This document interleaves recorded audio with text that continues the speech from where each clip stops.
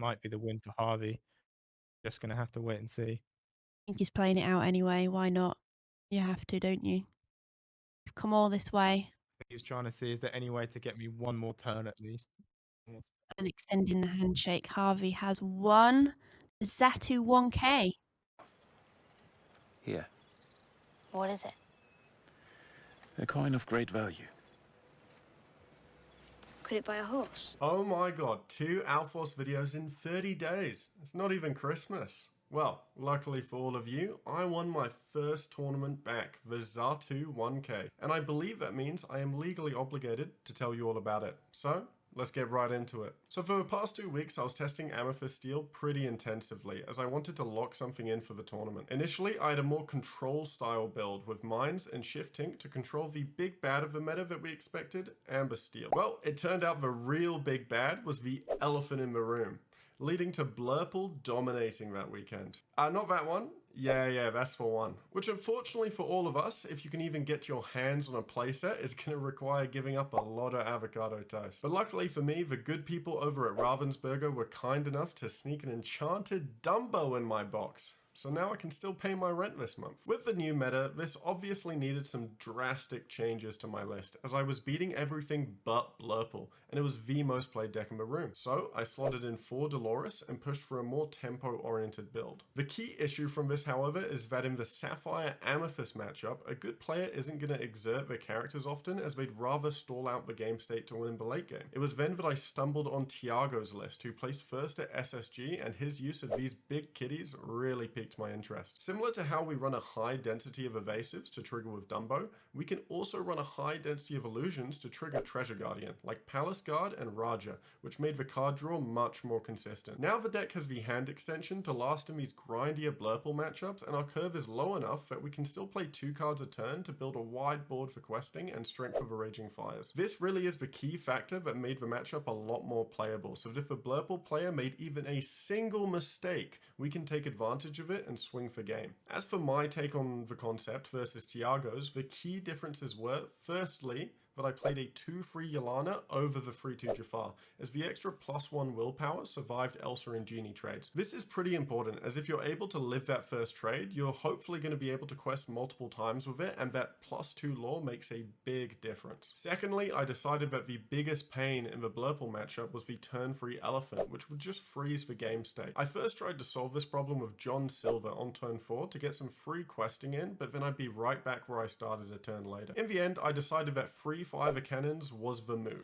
As why stop the elephant from challenging when I can prevent it from being played at all? However, this strategy only really works on the play, as you need a big enough board to benefit from a free turn of questing, and they need to only have a 1-drop or Tipo on board. As if you can't get rid of one of the 1-drops, we're still going to have one remaining to bounce with the elephant, right? And even in the worst case scenario, if you can't prevent the elephant from existing, you just have to try and build a wide enough board where you can either double strength for 4 damage each, or strength for 5 plus 5 cannons to make 7 and open up a board from there. This is usually enough to win the game, as they need to top deck every single answer and can't afford to play slow card draw like Finders Keepers. The only reason this works is that in the post-rotation meta, there are practically no board wipes, so into the Blurple matchup, as long as you don't exert any characters, realistically they can only remove 1 card a turn with Elsa or Hades. And lastly, I had this sort of epiphany that sounds quite simple in hindsight. If elephant good versus me, why not elephant good versus them? Although Moyen did point out that the elephant comes out a turn later, as we're not running ramps, so it's not a 1-to-1 evaluation, but we still have a lot of utility with bouncing cards. The absolute biggest one being bouncing and replaying a dock for 6 ink, which is just so good in any matchup, as we can almost extend the amount of dock top decks in our games. It is honestly such a high roll that it can just flat out win you games, so I wanted to make that high roll more consistent. Not to mention, bouncing and replaying Genies and Treasure Guardians after you quest with them both protects them from being traded into and draws us another card while we're low on resources trying to scrape that 20 lore. Right, so that about covers it for the important parts. I'd love to show you more, but I'm trying not to make it too hard on myself after a year of not editing and actually get this video out on time for you guys. If I were to give you some quick mulligan tips, I'd say my biggest advice is to be greedy. The deck is very consistent, and the best card in the format right now is Strength of a Raging Fire. abuse that. Sometimes I won't even keep my free drop just so I can search for it. As we run so many, we're likely to get another one anyway. I honestly think Lorcana's mulligan and inking system are the most skill expressive parts of the game, as there are no hard and fast rules, meaning it can vary from deck to deck, player to player, and of course matchup to matchup. I decided not to paywall a written guide on Metafy, even though it would allow me to go a lot more in depth, as I felt you all deserved a proper video from me after being away for so long. However, if you do feel like you need some further learning to prep for Season 2 of Disney Lorcana Competitive, I'll drop a link below and I will start offering some coaching sessions again, as I really enjoyed them last year. Alright guys, here is my semi-final match against an opponent that went undefeated with me into round 5. The 4 of us decided to double ID into the Swiss, which, you know, you could argue is maybe not the best move. I was really unsure of how Swiss worked. I realized in the 6th round that it meant we were... well, yeah, we were going to get a lower seed, basically. But, you know, we still got into top cut, and I ended up winning the tournament. So, I guess it doesn't matter if you're going first and second, even with play draw disparity. If you win, right? So, as we're just doing up the mulligan here, I think this is... I was very happy, right? So, the reason I bring this up, I was very happy because I was 5th seed.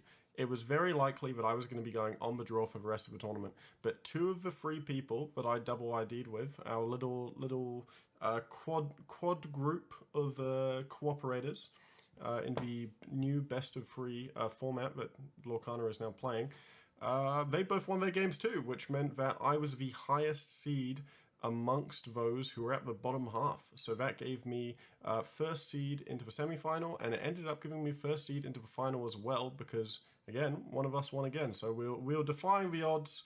We were winning on the draw, and this is certainly a matchup that I felt like I really needed to be on the play, because this is blue-purple. This is the deck that is the only one I don't feel favored into going into this meta.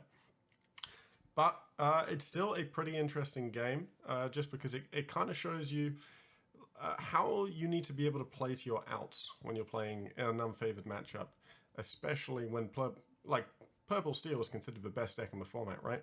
So usually you wouldn't play a deck that is losing to the best deck in the format. But, as all Sapphire decks are, they can brick, they can miss ramp, they can not draw the exact answer they need. So when you're playing a deck as consistent as Purple Steel is, with still some aggressive power like Amber Steel has, you can have those games where you can just flood the board and win off of the tempo, right? So, as you can see here, I'm always going for a Palace Guard opener. Palace Guard is great. Why? Because Basil can't take it out. Rafiki can't take it out. Usually, let's keep an eye on this here. Palace Guard has 1 lore, right? Usually, I can squeeze out 4, maybe 5 lore just from that Palace Guard I play on turn 1. It's why I play 4 Palace Guard and went down to 3 Diablo. Just because I think, while drawing a card is great for Diablo in the mid-game, you want to maintain the amount of characters you have on your board early so that you can do a 4 damage strength onto whatever comes after their ramp turn, right? As we can see, my opponent, they've got a couple Elsas, we've got a Hades, we've got a couple TikToks. Oh no, sorry, they've got a Genie. So 1 Elsa, was it? Yeah, 1 Elsa, 2 TikToks, Genie, and a Hades. And they're gonna have to play the Genie here. It's a bit slow, but if they play the Genie, they can threaten a trade with the Basil. So we're just going to double quest here. We see that Basil can't take out either of our characters, so even if they have an elephant play, we're still looking at getting a 2 lore here. So when you're playing these mid-rangey decks, you really have to focus on squeezing out that 1 lore, 2 lore return where you can, when you can. If you know what your opponent wants to do, and it would be inoptimal for them to attack into your characters, then yeah, you might as well take that lore, right? That could end up being the single lore that wins you the game. Especially with how tight these games are. If you make 1 mistake or you miss out on a single lore, it's going to cost you, right? You know, we're drawing less cards. Aside from the Amethyst decks, we still draw a decent amount of cards. But in general, these games are faster, they're lower resource, and you have to squeeze out every advantage you can. So we're resetting here. Our opponent has played a Genie, so we know the Elsa can come out next turn. But we do have a free drop, so as long as we have the strength in our hand, which we mulligan very aggressively for, right? Because Genie is not their optimal play. If they play a Genie, we are happy, because all we need to have a really good lead into this game is to play a character, get to that 4 damage, and then sing a strength from the Genie. And then it doesn't matter if they have a Elsa, it doesn't matter They have a Bell, we're still feeling pretty far ahead because they don't have that Elephant. That Elephant is the thing that locks out our board. Yep, there's the Dumbo, there's the Strength. So I normally don't play Dumbo on curve. I say Dumbo is not a curve card. Dumbo is a card that you want to play on turn 5 or 6, we can get instant value on it. But I figured, hey, I've Strength with Genie, I'm ahead, I can afford to make a risky play. Because if they don't have an answer to my Dumbo here, I'll have 2 evasives on board. And I'm down to 1 card, right? So I'll be able to just refill my hand off of that Dumbo. And where you've got 4 characters on board, 4 lore ahead. And like, so they're going to have to spend the Elsa here to take out the Dumbo, quest with the Basil, which gives +2 to the Elsa, making it 4, which is enough to take out the Dumbo. But it leaves 3 damage on the Elsa, which means next turn, our Genie can swing back into it. They don't get a chance to use that damage for Bell. And we can take out the Basil with our Calhoun. Only take 1 damage because of the resist +1, and then gain +2 lore. And then quest with a Palace Guard anyway. So we're going to be going to 8 lore this turn and clear their whole board. This is really the ideal situation you want to be in. And that's why being on the play is so powerful. Because if they miss that Elephant, or if we can deny the Elephant for a 5 of cannons, then we can just build a board super early that starts getting that early lore in. You know, if you make it to 10 lore, you're really over halfway there because it's quicker to earn lore in the late game, right? If you get access to some card draw, you flood a bunch of characters on the board, you're going to be earning lore very, very fast. Especially when they need to Hades to remove some of your threats, they'll be ramping you. You can get up to 6 ink, 8 ink, start playing 2 free costs, 2 4 costs in a turn. Like, I mean, come on, they play a TikTok here, which is it's a massive threat, but we have 4 characters on board now. So if we just full quest here, we're going straight to 13 lore, and we are going to be that much closer to game. And you know, when we're playing a deck full of Cobras, if you play the White Rose, you probably feel even better in this position. I've not really found space for the White Rose in my deck. I know Tiago played it in his list at the weekend. I think it's very good into this matchup. I don't particularly like giving up the deck slots for other matchups, but for Blurple, White Rose is probably a very, very good card to play, so I'll probably test it, I'll consider it.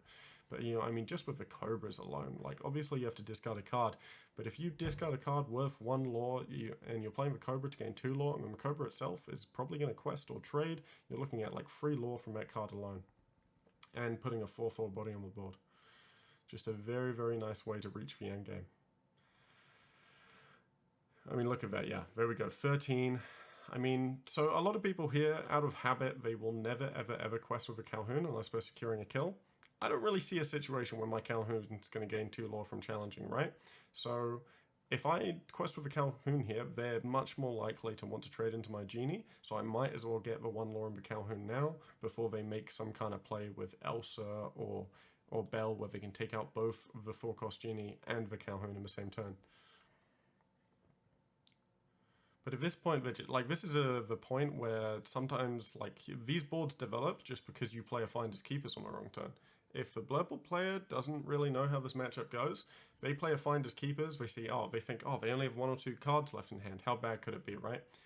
I'm probably saving a dock, right? Or I'm saving some kind of card draw, so I play 1, 2, maybe 3 cards, and then boom, you've given up a turn doing nothing to develop threats on the board, and I've just built a super wide board where I'm going to try and quest. So over here, yeah, we see the Exert on the Raja. We're going to hit the damage into the Genie, and then the TikTok's going to take out the other Genie, that quest for 2. The reason they're probably doing this over the Calhoun is because they can see that the Calhoun is going to have no targets because it's evasive, so they'd rather my Genie doesn't trade back onto their Elsa because they need to float some damage on the board so that they can use Bell to clear, hopefully for them, 3 targets in a turn.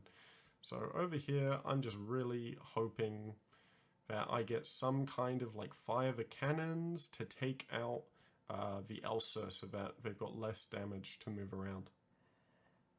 So I play my Elsa, take out their Elsa. Still means they can take me out with TikTok, but that indirectly protects some of my other characters, right? And I'm at 16. That's 2 Cobras. You know, that's just a couple more quests and 1 Cobra. It's unlikely they can take out more than 2 characters this turn, because, you know, they can't play a Hades and a Belle in the same turn, they can't play a Hades and an Elsa. So this is the thing, if you're playing 2 cards a turn for multiple turns, and you're you know, controlling the board with some strengths early, maybe some 5 of cannons, you can just get like a really big advantage that is very hard to come back from because there are no board wipes in the current meta, aside from obviously Under the Sea. Yeah, easy choice here. we see the TikTok take out the Elsa, moves the damage onto the Calhoun, and then they play a Rafiki so that they can threaten the next turn. And now I quested 2, I go to 18, and I am in Cobra range. So this is just bye-bye, Cobra discard, GG. And that is a very quick game 1. So you can expect some games to go like this on the play vs Blurple. Obviously my opponent didn't have the ideal hand because they needed the genie. The elephant. The elephant's very important. If they had the elephant, then I would have been a bit stuck. I would have needed way more answers to deal with it, and it would have stalled out the game state to the point where they could reach something like the Hades and start building some advantage on board. But because they played quite a weak turn 4, something they really only want to be playing proactively, I was able to deal with it easily, take out the genie, and just kind of snowball from there, right? But as we go to game 2, I will be on the draw, so that does change this matchup quite a bit, because obviously with play-draw disparity, I'm going to do my propaganda here. I think 2-game format was amazing, and we never should have gotten rid of it, but we have it, it's here, so the dice roll matters a lot, play-draw matters a lot, but at least in Top Cut it's decided by your seed, right, within Swiss. So in this case, my opponent's 8th seed, I was 5th seed, so I get to go first. This means I'm probably expecting to lose this game. It's an unfavored matchup, I'm on the draw, but because I won game 1, I was the highest seed, I'd be more likely to win the game on the play the game after. But you can't afford to make a single mistake in this format. It's very like micro decision-y, you know, depending on when you quest, challenge, who has damage on who, you know, what you ink, how you mulligan. We're playing with less resources when we did. We're playing with less resources than we did before, but that just makes our decisions much more impactful, because even one mistake, one card played wrong, can snowball into a unwinnable game state, because we have no JO out of free cards. There's no be prepared to reset the board, get us out of trouble. There's no haram to just slap it on the board, draw more cards, and fix our resource issue. It's a faster game, but in the way it's a slower game too, right? Because we're playing less cards a turn, but that makes them just so much more important as to what you play. As you can see here, I've basically already done my mulligan, but the rules are you wait to do your mulligan until after your opponent's mulliganed. Maybe if they had a crazy mulligan, it would affect how I do my mulligan. It doesn't happen very often, but it's worth waiting because the person going first that game has to mulligan first, and sometimes you can get info out of that, especially into these Blurple decks. I'm not sure how much it would affect my decision making, but if they didn't mulligan at all, I know their hand is probably perfect.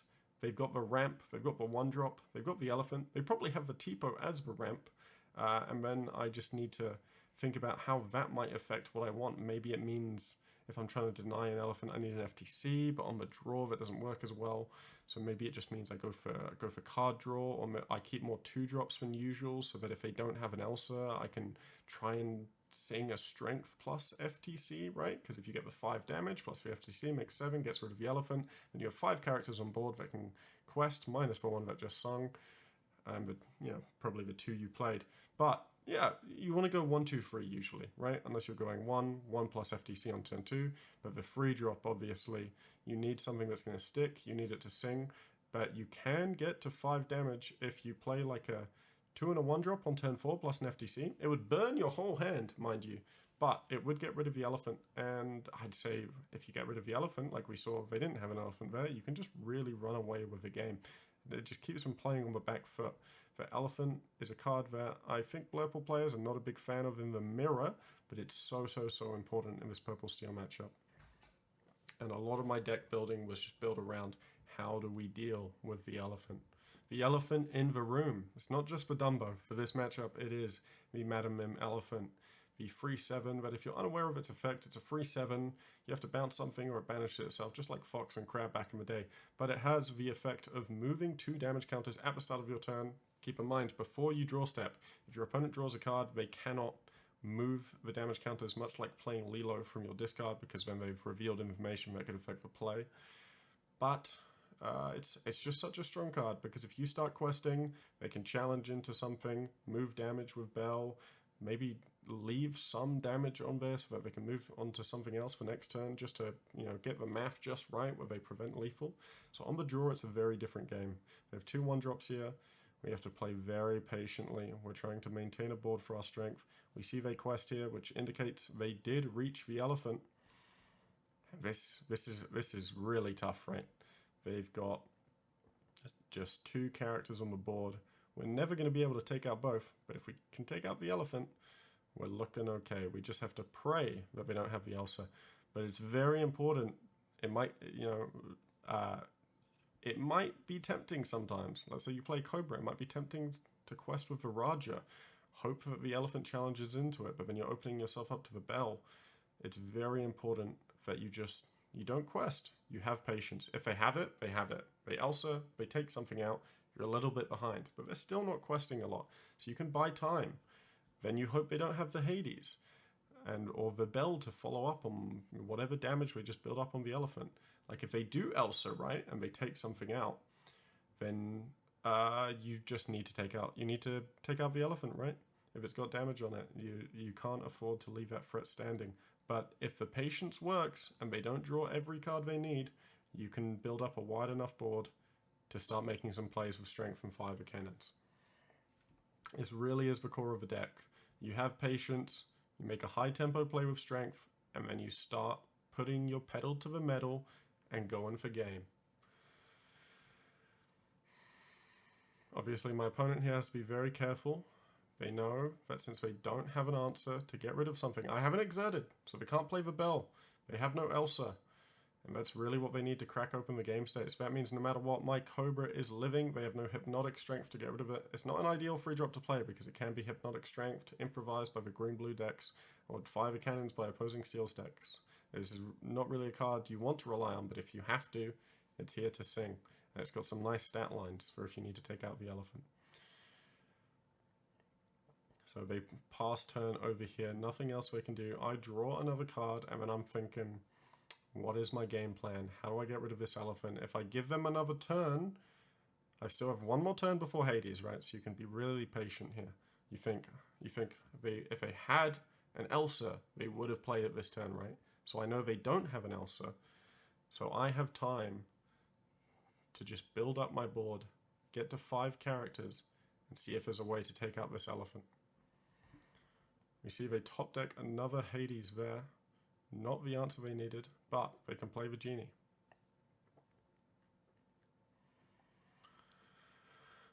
We know if they don't have an Elsa, they probably have a bell in hand. So we do have to play around the bell. Thinking hard here. Got my thinking cap on. As you can see, it's not great for the stream if you want to look at my hand, but something that really helps me is I always put my hand down when it's my opponent's turn. I want to think about what I'm doing on my next turn. I want to think about what my opponent's doing. And you're trying to get a read on them, you know? Maybe they're a little bit concerned. They're taking a long time to take their turn. That's telling you that they really don't have the game plan they need. They don't have the answers they need. So even judging by someone's emotions, it's not an exact science, but hey, sometimes you can figure it out. I think my opponent made a mistake here. I do not think it was a good idea to quest with the elephant. It's very, like, he may feel pressured. He feels like maybe he's behind, or he needs to bait something in for me to clear some of my board. But now I've got 4 damage, right? I can sing a strength on the genie, trade Raja and Cobra into elephant, and then all he has left is a Basil. And then I have an uncontested genie. Like, sure, he can Hades, but I don't think he should be giving up so much value here. Like, I was worried that I was going to have to like pull out, I think I had like a second FTC or strength here. I was worried that I was going to have to spend it both on the elephant and leave the genie alive, and then their genie would be able to trade into my genie next turn, and then they could move some damage with Bell, and then they'd be very, very far ahead. So I think they maybe don't have as much experience in this matchup as I do. I think them questing with the elephant pretty much cost them the game here. It essentially gave up their on the play advantage because I was able to get that strength off and clear their board. And now they Hades here, but it's a little bit too late. I'm still ahead on board here. They're playing catch up. I just have to play around the bells, play around for free damage on the Hades, and just try and build up some resources. Flood the board wide. I very graciously accept the fact that they have inked one of my characters as their removal, because it means that's 1 less character I spend in order to be able to play multiple cards in a turn, And you know, obviously I've already played the dock, but there's always the high roll in these decks. And as you can see here, I have a play of playing Elephant to pick the dock back up. I wanted to make sure that he couldn't pick up on it, but he wasn't going to trade into it. It was his most likely trade. If I just, you know, he can't take out Palace Guard on its own. I'm not going to quest with Calhoun. So his only room left is the dock, so I have to pick it up this turn. And then, because I'm at 6 ink from the Hades, I believe I can replay the dock. Oh, no. I didn't do that. Wait, I'm at 5. Am I at 5? It's really hard to see, actually. I am holding it, though, I think because I have other cards in my hand that I want to play. But, you know, it feels a bit weird for him to take 1 damage. I mean, he could attack into my Palace Guard and move the damage onto the Calhoun. I do think that's his best play here, because that would protect his Hades. Yeah, I think that's his best play. Because he's got to get use out of the bell. He's got to put something on the board. Okay, I put it into my... Obviously, I'm unaware of the fact that Palace Guard is a 1/4 for some reason, so a minor mistake there. But, yes, it is as I said. They move it onto the Calhoun. And now they're looking pretty ahead, right? But for the Blurple player, they don't want to feel like they're this behind on resources. And now we know in hindsight that the cards in hand aren't ideal. Obviously, they're going to maybe try and look to take a trade. They can't really take a trade onto the Elephant here, unfortunately for them, because then the Hades would lose. I really want to get rid of this Hades, I think, because I'm not that far ahead on law. It's 3-2, so this is still a battle of resources. It's a battle for board control. Play the Genie, looking for options here. We don't want to spend the dock yet. We want to get as much value out of our hand as we can before we play that dock. So we put the Madam Mim here, gives us 4 damage. On the Elephant, but we're singing for the bell, and then we're just going to quest with the Palace Guard because we could have double traded into the Hades. They're singing the Elephant on the bell, means they can't pick it back up, means they can pick up the Hades, but they can't replay it in the same turn. We're on 6 ink. Maybe they should have inked for Hypnotic last turn, so that they had the possible play option of pick up the bell and replay it. But maybe they felt like it was hard to give up on the Hypnotic when they wanted some way to take out the Elephant. As you can see here, the Elephant's actually doing a lot for us. They were forced to spend the Hades on a Genie. They didn't have a second Hades.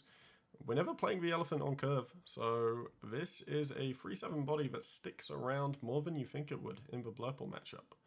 You just play so many threats that they need to Hades. Sometimes they need to Hades a Diablo to prevent a draw. They'll Hades a Genie or a Treasure Sinker to prevent the Law. And that leaves the Elephant open to make some plays. You know, have some board control. Picks up the Hades now, is able to get the trade onto the Palace Guard. So I know there's a Hades coming down next turn, either going to take out my Genie or take out my Elephant. But he only has an Elephant on board. There's not much he can do about our board. So we play another Genie. We're going to keep applying that pressure. We know we're ahead on resources. We know we're ahead on board. We just need to put the pedal to the metal and go for game. We can't give him time to draw into his out. So there's the dock we picked back up earlier. We never really found use for the fire cannons, so we are okay discarding it, and we have just refreshed our hand for next turn. Now we're just going to quest for free. Sorry, quest for 4. Yeah, so I think my reasoning here with the Skater Mim, Avril Lavigne Skater Boy Mim, is that we are going to see if he trades into the Mim, right? That means he doesn't get damage onto his Elephant. So that delays the turn that he can move damage onto some of our characters that can quest. So if he's actually disincentivized from trading into the Mim almost, because he kind of wants to get that damage onto the Elephant sometimes in order to move it with Bell, right? Or to just move it at the start of his turn. And I didn't think we were going to be needing to challenge very much because we are ahead on board. So the Mim did not have much value to me here, and I'd much rather use it as a decoy almost and get that extra lore while I can. That's the like sort of micro decision where you can't just think like, can this be traded?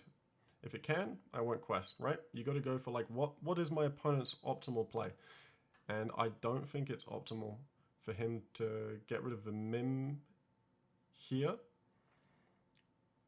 I mean, it is now, but yeah, I guess if he had like an Elsa, and then he could, you know, get rid of the dock, so I can't pick it up again, because I don't think he knows how many elephants I'm running. I could be running more. Yeah, like basically the big reason is I don't see myself trading into him, right? So when am I ever going to use that +1 challenger? I feel like I'm ahead. There's very few situations where I'd want to be trading in this board state. I've been Hades again, which gave me the extra ink to play 2 4-costs on a turn. This is a big breakthrough, right? Unfortunately, we didn't have the illusion character for the Treasure Guardian, so we don't get a draw there. But with the Dumbo on the board, we are threatening to draw 1, lure 1 for 1 ink on every evasive we have. Currently, that is the Genie and the Dumbo. Opponent is thinking through his turn, but I mean, come on, like, again, no board wipes. If you're green-blue, maybe you have a way out of this, but playing as blue-purple, where you can only take out 1 card a turn, at least like with what you have from play, you know, it's going to be very, very hard for them to clear a board as wide as this. It's very hard for them to just even clear the elephant. There is so much to deal with here. I mean, the Elsa is not enough to take out the Dumbo without a Hypnotic Strength. I believe they just played the Hypnotic Strength so they can take out the Genie, because right now the cards are less worrying than the Lore. When you're this far ahead on board, your Dumbo, it can survive a little bit, which means I am definitely going to be able to draw next turn with the Dumbo. He could argue... Yeah, so if he takes out the Dumbo, right, then my Genie just quests for 2, no matter what, on the next turn. But if he takes out the Genie, then at least he can prevent 1 lore. And when there's 8 lore left, I'm playing a bunch of characters with 1 and 2 lore. That's going to make a real big difference, right? I mean, he's played a lot of removal he has from his hand. He's played his Elephant to pick up the Hades. Unless he top decks for perfect hard cards here, it's going to be very, very hard to stabilize this game state. Seeing this opportunity, I just go, screw it. Every character's a lore. Now, obviously, we're already at 6 ink.